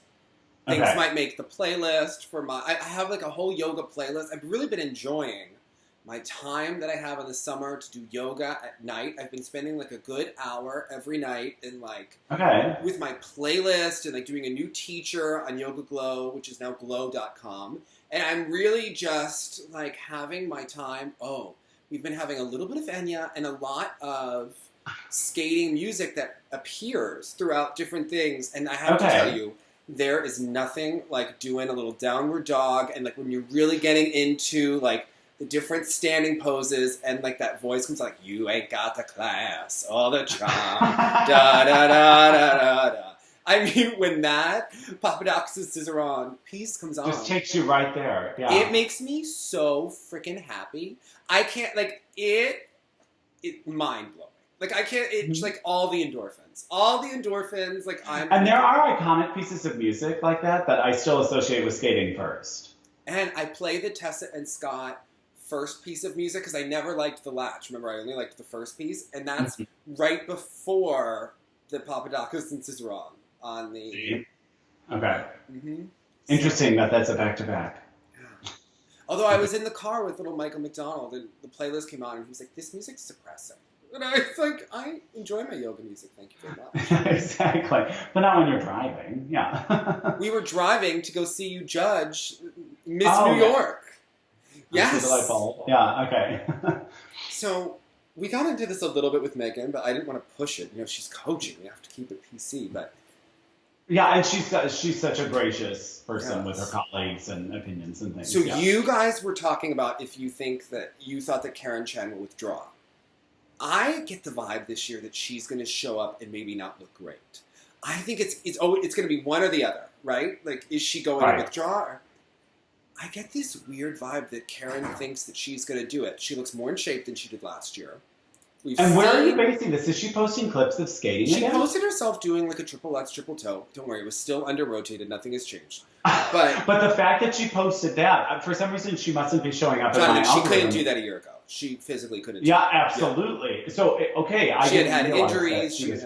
But she's also not in college yet. So everything, look, I had so many thoughts before I went to college, and then it's like, I'm going to work out every day. And then you're there, and you know what it's like. Yeah, exactly. You get inundated with so many things. In Cornell, I mean, that's a big adjustment. It's far. It's not like a convenient airport. It's not like she's going to Columbia and can just, like, hop over to Chelsea Piers and then hop over to, like... Any airport and get to where she needs, yeah. It's not going to be the simplest thing. I don't know. It's just... And she was given 2, no less, right? I mean, that's what's really We've got no. Yeah, I mean... And we touched on it a bit. So it works. The first people are the people at Worlds. You know, it's seeded by ISU ranking is how you get on that list for if you get 1 or 2 spots, what you're guaranteed.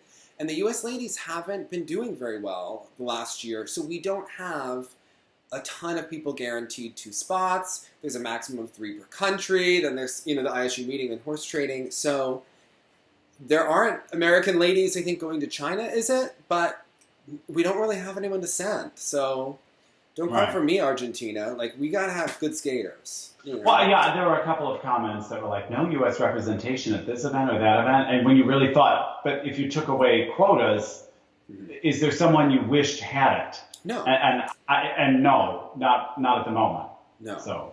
Yeah. No.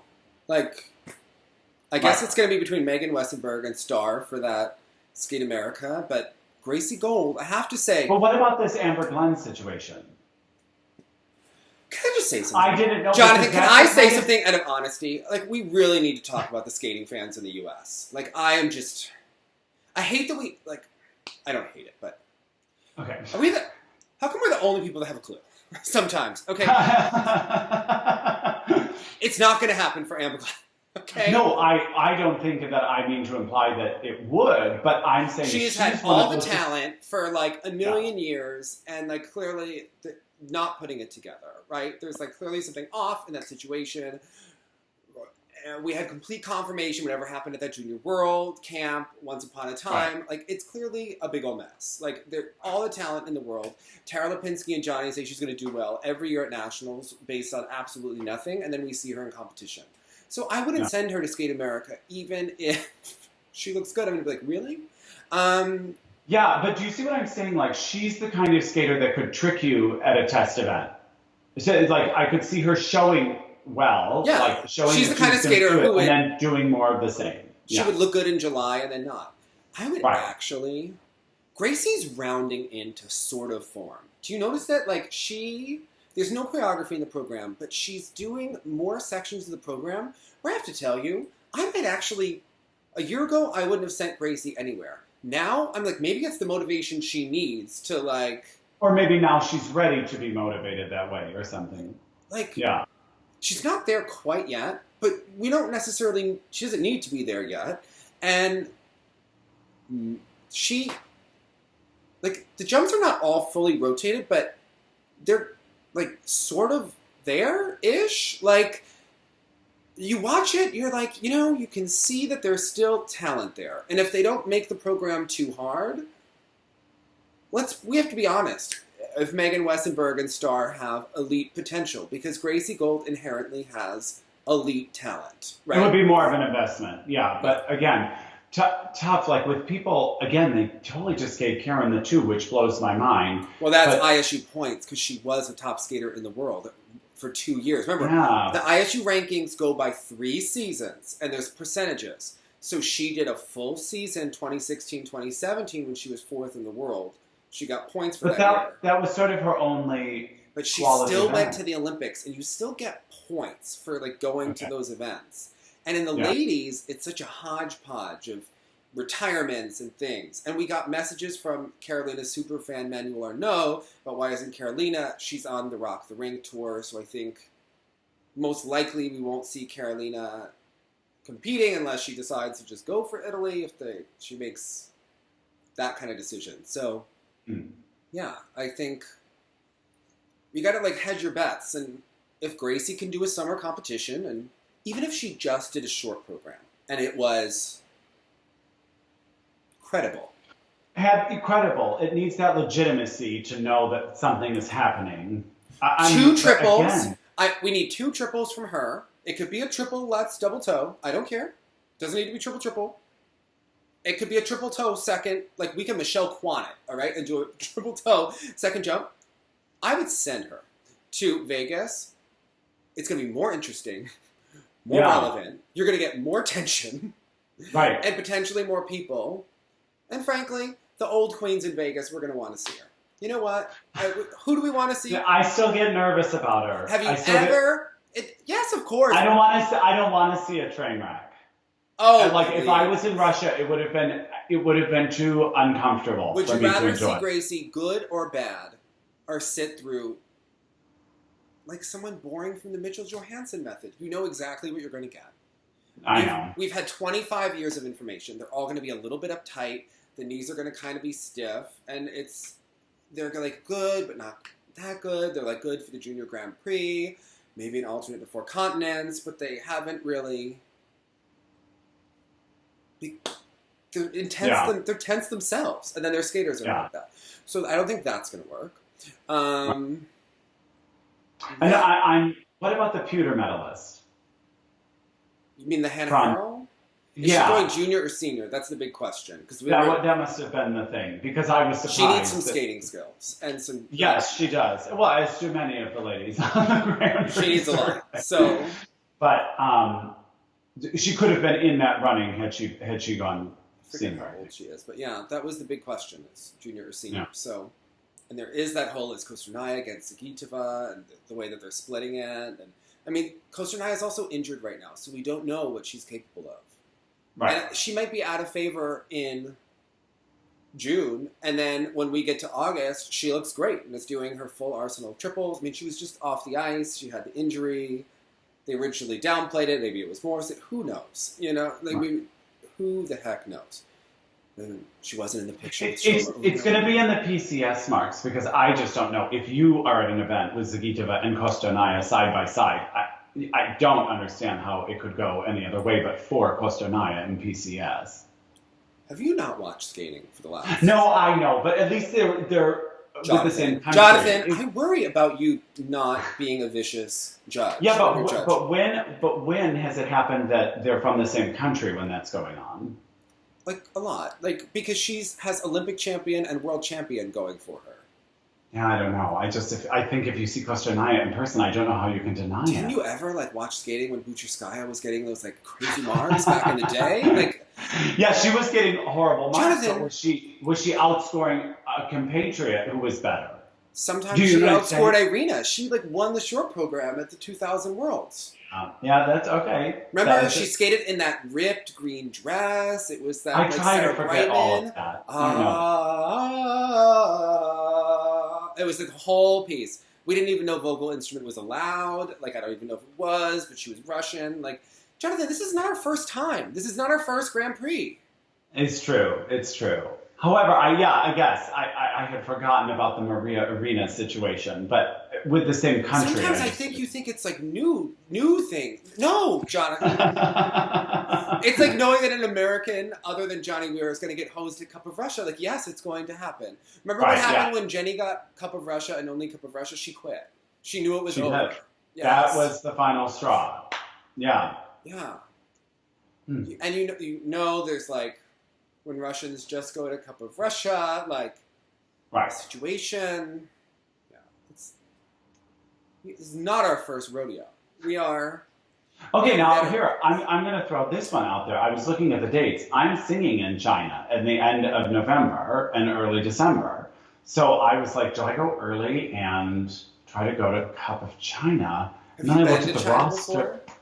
Hong Kong, and that's where I'm going, which I know is like so different. Hong Kong and China are very different. Hong Kong is very nice. Yeah. And I understood that this might be a strange situation, but I thought, if I could somehow... I was in Beijing for a month.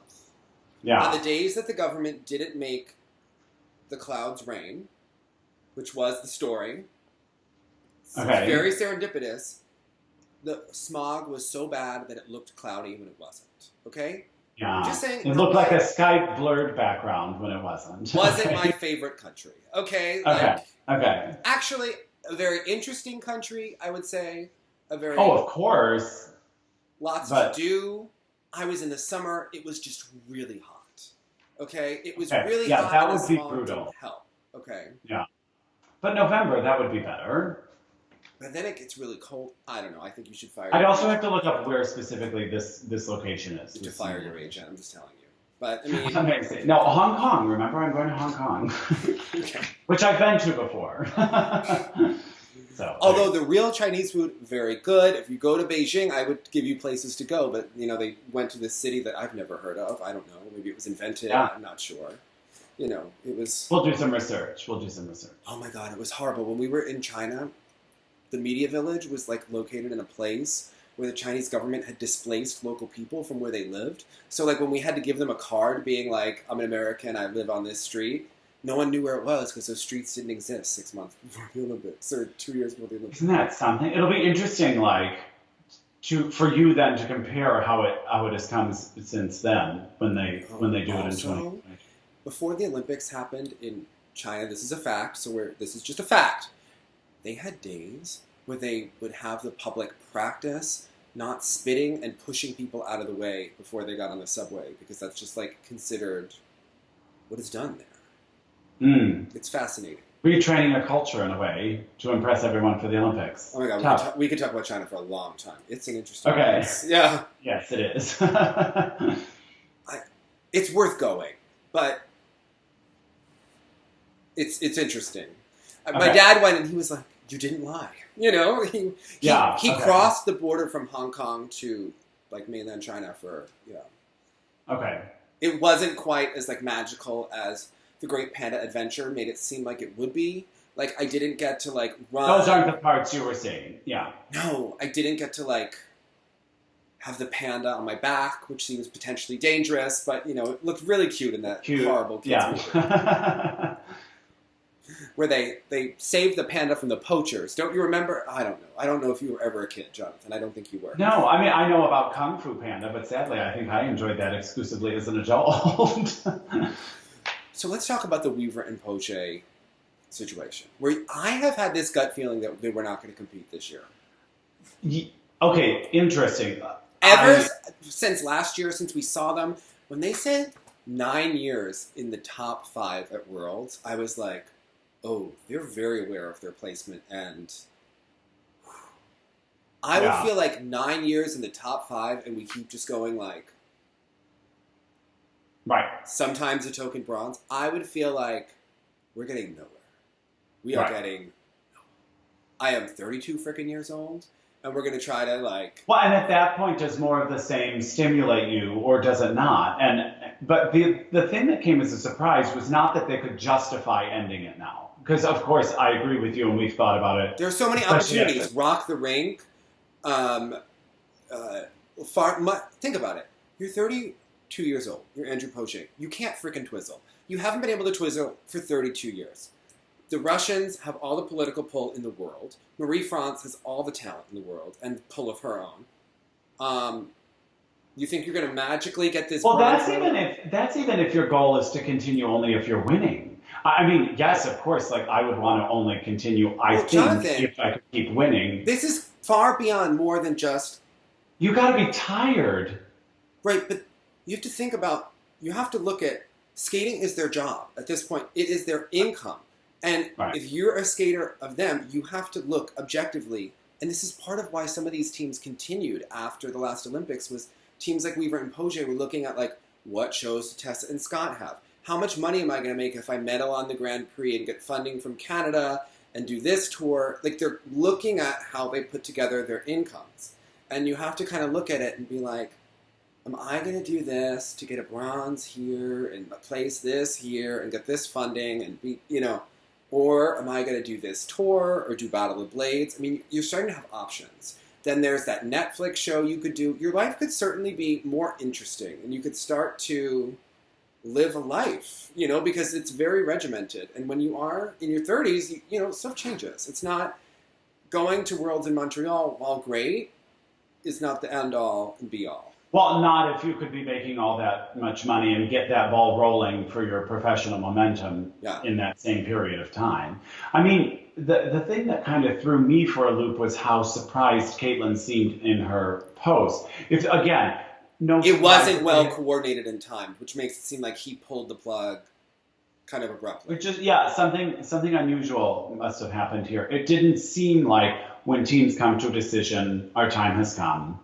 This is what we're doing. Isn't it interesting? We've always said that there's been like a forced weird disconnect where she seems really into it and then he seems aloof.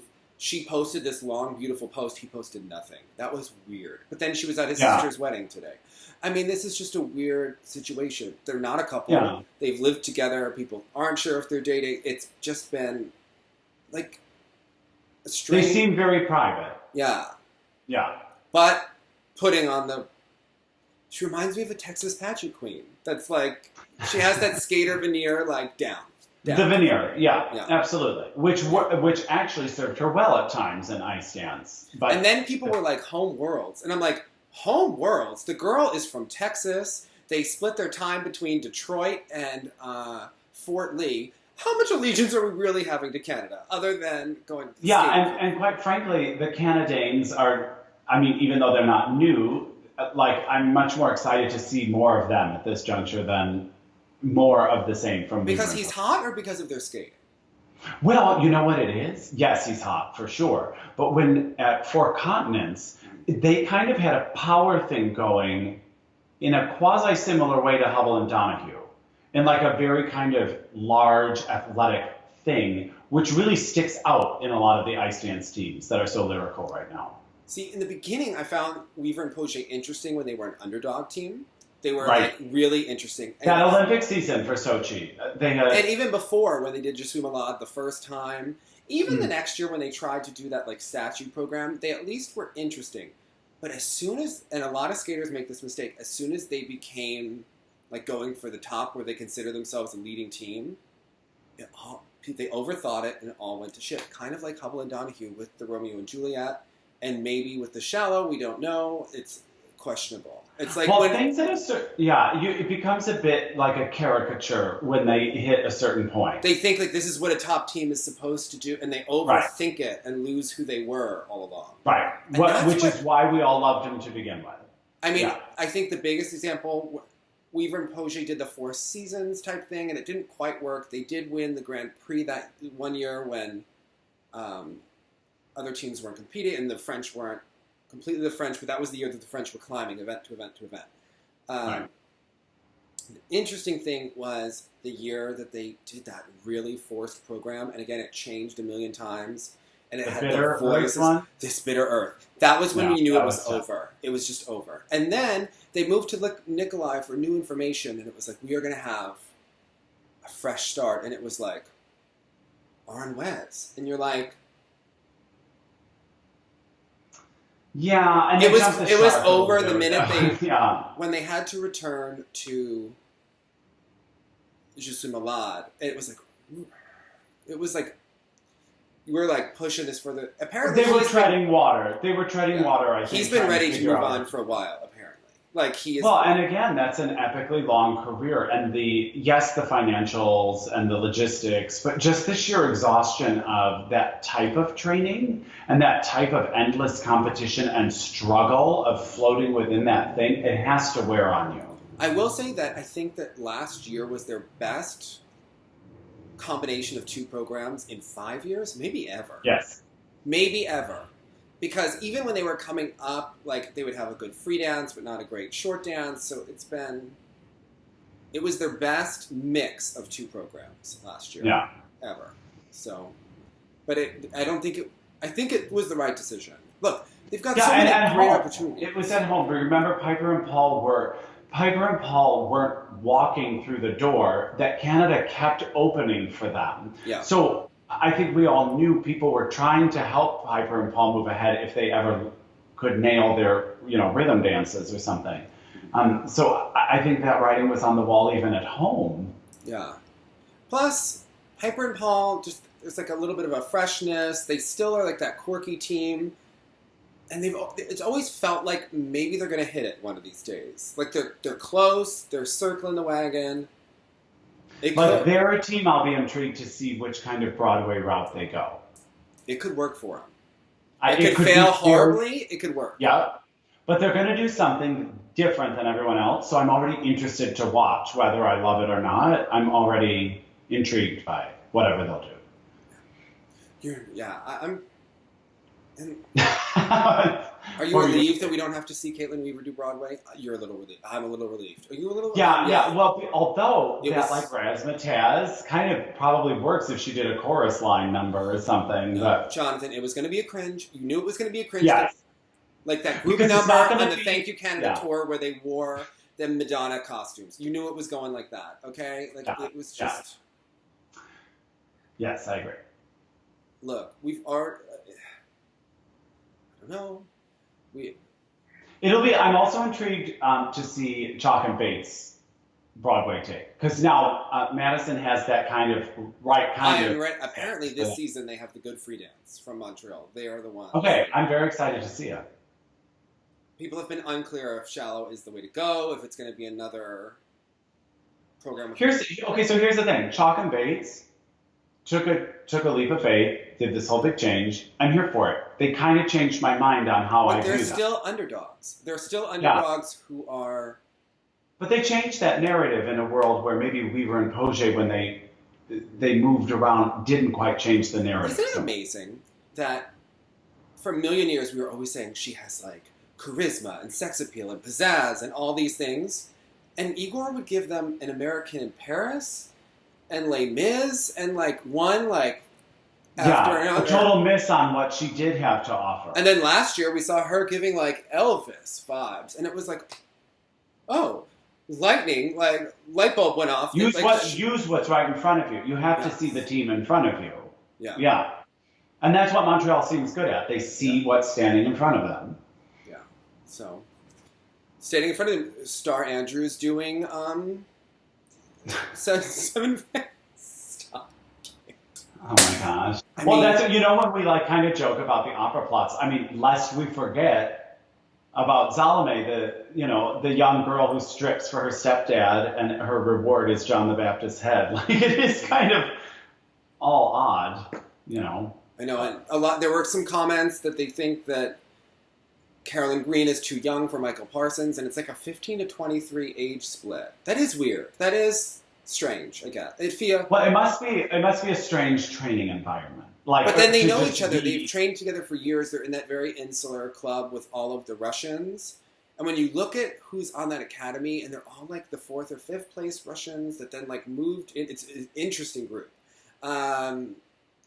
Have we seen footage of them yet, or no? No, they didn't even have a picture that they were even skating together until the day the Grand Prix assignments came in. That was a surprise. Yeah, I mean, I will be intrigued at that. Speculation that Stolbova's partner hasn't been released from France yet to compete for Russia, but that will be, please. France and Russia go together in skating, so I am... Yeah, DDA will figure that one out. DDA will figure that one out.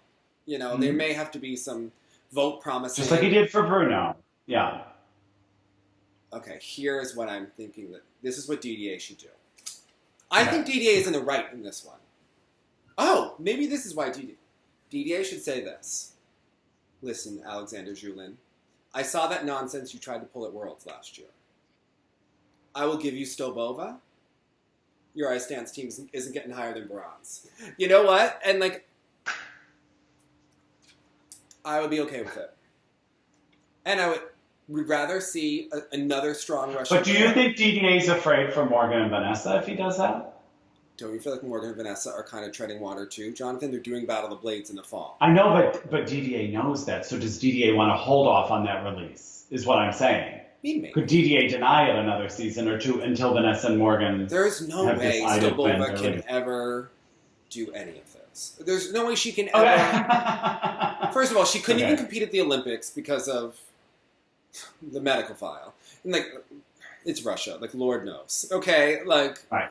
Lord only knows what kind of magic will happen. I think it'll all work out. I believe that there will be a strong team for the second half of the season. And don't you kind of want to see her with Nikolai? And they're like in France right now, and his daughter is training with Igor. It's all really interesting alliances going on. But yeah, I guess Weaver and Poche would have had to maybe decide if they were going to go to Detroit or go to France or what. I'm just not surprised. And then we heard that they couldn't do Rock the Rink if they wanted to do, if they wanted to compete for Worlds, like you had to kind of make the decision with the funding. So I've not been surprised. It's the decision I would have made if I were them. I would have done that. I would have been like, I think it's the right decision. Again, the major confusion. Looking at the money, I probably would have said that Battle of the Blades would be my first choice, rather than getting on a bus and going to B cities in Canada. While lovely and thanking Canada, I'm like, you know what? I would rather have the TV exposure, have a new exciting opportunity. An investment. New group of people. I am so sick of these other people. We toured together for like 20 years. Like, we already thanked Canada together. You go rock the rink on your own. Well, in her own way, I mean, I'm thinking of Caitlin. I could date a hot hockey player. I could be lifted. Like, you don't know who you're going to meet. Jamie Saleh met a husband on there. Get to hang out with Sandra and Renee Roca. I mean, come on. All right? I was on that bus last year, okay? I'd never even heard of some of those cities before. Because I'm from Texas. I don't know anyone. Like, I'm only pretending to think Canada. Okay? Like, I don't... Amazing. Okay, Jonathan? TV or being... You go for the TV, okay? You go for all the Instagram followers, and then you hope that you can be like... Market it somehow. Come buy my new pillow. You know? Like, like Rachel Flatt and her Idaho potatoes. Rachel Flatt got engaged, by the way, and she, I think, bought a house or something, and Rachel Flatt's life is happening. With all that Idaho or Colorado potato money, Oh my goodness. Colorado potatoes. That was I know. There's just I know, but that was the most Caitlin Weaver post, and then he posted nothing, and I was like, he looks like a POS for not saying anything when your partner writes the nicest. He's not really so present there, but like this was the time to be. Maybe. This was the time. You knew the announcement was coming out. That was the time. Get ahead of that. Yeah. Yeah. Let her write the post for you. You know? You don't actually have to do it. You know? Or just repost. Yeah, exactly. Share the story. Share the love. It has to be a tough day for PJ Kwok, though. The Canadians have been so extra in their messages to us the last couple of days. So it is... Yeah. We look forward to more of the same. More of the same. It's going to be a great season. But you have to realize... Canada's hanging on by a thread right now. If there were a team event at the Olympics, Jonathan, Piper and Paul, Keegan Messing, and Gabby Dowman singing on Instagram is all they have right now. Okay? They have Gogolev, who's like in the juniors coming up, but that's not a for sure right now. Yeah, they're in a real restructure after such a fulfilling gold in that team event. They really have to restructure now. And as Americans, we're not judging, we're just observing, okay? Our ladies are not any better. Okay. Yeah, we're not saying that we're in the mix. Yeah, Japan is going to come up, care. Listen. China's going to come up with their, lady of choice, and then we're out of there. Do you know what is the kiss of death? Other than saying that people are nice kids. when a coach goes, that skater's really hardworking, which is what Mishan said about Brady Tennell, which we already knew was true. He didn't say that she was talented. He didn't say that she was inspiring. He didn't go. When someone calls you hardworking, that's like, oh. Respect, but yeah. Yeah. That was a rough one. That was like. Yeah. So. That was the only report we got on that. She didn't make any commentary on it that I know of. No, but thank God we finally are starting to see the Shoma Uno Instagram post coming out of Sambo 70. The side-by-side cantilevers with... I love that Eteri has taught these girls how to be Instagram celebrities, and she's now joining in. Like, come on. That has performance factor. I think that's great. It works. The camp factor from Sambo 70. And a lot of people don't get it. They don't get the inherent camp of this rig. Right. Like, it is so over the top and amazing. Yeah. But what I also loved is that when Shoma was doing it, he started bending his back and doing such a much more nicer one. We've known this for years. But she then saw it and started to try to do more of the same. And I was like, it's a literal visual example. Do you remember in the episode when I said that maybe the girls would watch Shoma and become better? Terry and I know what's going on, Jonathan. We get it. I know. Okay? The visual proof. You see it in action. It was very impressive. We understood. Okay? That Shoma is fearing for his life. Okay? He is going to be willed to perform well. Okay? And get them more followers. Yes. He's still in the Instagram picture, unlike Kostornaia. Although I have to... There was some Russian post where they were showing all of the 6 coaches in Sambo 70, and it was in a pyramid, and it looked very similar to the Abby Lee pyramid, and I was like, they just need to start doing it with the skaters. Jonathan, from week to week, we need to learn our Photoshop skills, and I really think that we need to have a weekly ranking of... for the Grand Prix, after each event, we'll have a pyramid of how, like, the overall Grand Prix season is going, our pyramid of ladies. No, you're missing the reference, Jonathan, and I'm so upset. Oh, shoot, sorry. Do it again. Jonathan, the pop culture references. Apparently you missed my joke about the Doubt movie, and now... I loved the movie Doubt. Okay, well, we are now doing, so the Sambo 70, we need to have the pyramid like on Abby Lee with all those those tortured girls on Dance Moms. And they have yes, but not how everyone is, but just the Russians. You know, the other people don't matter. Okay, but I was saying we can have our own, we'll do the Photoshop, so we'll create it. Yeah, but just the Moscow people. Just like... Okay, got it. I see. Those are the only ones we care about. Gotcha. It's a Terry only. If you're not paying for my Botox, I don't care about you. Okay? Exactly. We got it. We can totally do that. It'll be a graphics triumph. You get extra points if you beat Medvedeva, though. Always. Double points. Okay? Mm-hmm. Bonus. Sometimes Abby Lee would have opinions about this. So... Mm-hmm. Okay, Jonathan. All right, I feel good about this. I was a little worried there for a moment. I was right there with you, actually. Pregnant Megan seems calm, I have to say. I was surprised, but it was... the hair. With the hair. We pulled her away from this dog puzzle that she was doing on Instagram. I was like, okay, Megan, ready to go. So It's time. All right. And the next thing we're going to do, people, is we are getting ready to do the 95 Worlds on Patreon. And I have to say, I hope you're excited for Olga Markova, because I sure am, Jonathan. Okay? Remember her? Yeah. Remember Olga Markova. I probably accidentally had her second place at the 98 short or something. But I have to say, after we released the Calgary video, somehow my YouTube just suggested out of nowhere, I was doing nothing, minding my own business, as one does.